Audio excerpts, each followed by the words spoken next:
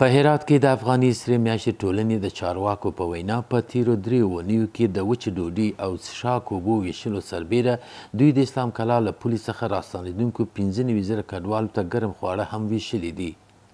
دا چارواکي د اسلام کلا په پولې کې د 3 طبي ټیمونو په بڼه چې په امبولانسونو سمبال دي د روغتیايي خدمتونو د چمتو کولو په اړه خبرې کوي. روزانه امبولانس‌ها ما به طور رفتابه به داخل شهر مریضای کاهات هستند. بعد از اینکه دکتر صاحب اینجا تشخیص میده که نیاز به خدمات ویژه صحت داره، اونها از طریق از نو باز تیم صحت ما تشکیل میشه. اونها راجع توسط امبولانس‌ها ما با هماهنگی سایر نهادهایی که در این قسمت مسئولیت دارن به مرکز شهر شفاخانه عضوی هرات انتقال میده.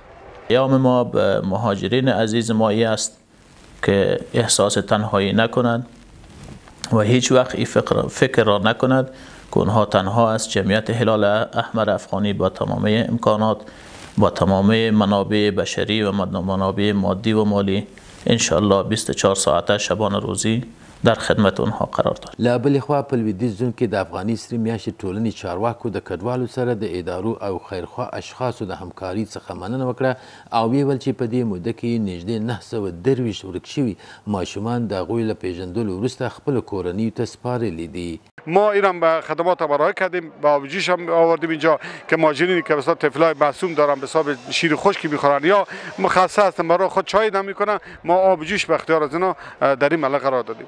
تنها خدمات ما در ولایت هرات نیست، ما در ولایت فراه هم ماجرین میان، در ولایت نیمروز هم ماجرین میان. په همدې حال یو شمېر خیریت سازمانونه په هیواد کې د راستنېدونکو کډوالو سره د دوی د دوامداره همکاري خبره کوي. اتاق پیشاوران تمام اصناف و متشبثین کوچک ارتباط میگیریم با اتاق پیشاوران. خب ما داریم تولیدات زیاد داریم، ما میتونیم که جوانار به کار بندازیم، حتی به اون جوانار ما خیلی تشویق کردیم، گفتیم اصلا شما تشویش نکنید، رنج بی ارتباط نگیرید. باید خوب بنیادی خوب استقامت داشته باشم، شاید مشکلات هم ببینم، تکالیفی هم باشه، ولی اینجا کوشش کنم خانه خود بسازم. اصل خونه وطن است. ملک مردم هرچی مصرف کنیم چند طبق بسازیم فرزند مثال میدم او خونه نمیشه بر آدم. د یادونې وړ ده چې د افغاني سرې میاشتې ټولنه د کډوالو چارو کمیسیون سره په همغږي د خوړو ویش، روغتیا او لنډمهاله استوګنځایونو په برخو کې مختلف خدمات وړاندې کوي.